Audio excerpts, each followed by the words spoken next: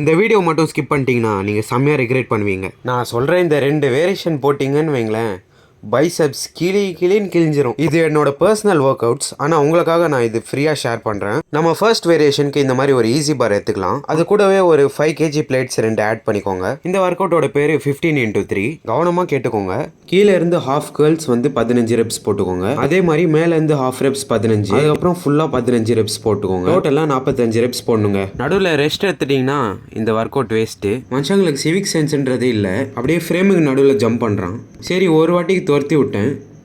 ஒரு டம்பிள் எடுத்துன்னு போயிட்டானா, திரும்பி இன்னொரு டம்பிளுக்காக இன்னொரு வாட்டி வரான். என்ன சொல்கிறது இவனு? அவனை தூசி மாதிரி தட்டி விட்டு நம்ம அடுத்த வேரியேஷனுக்கு போகலாம். இது ஒன்றும் இல்லைங்க, ஒரு பிளெயின் பார் எடுத்துக்கோங்க.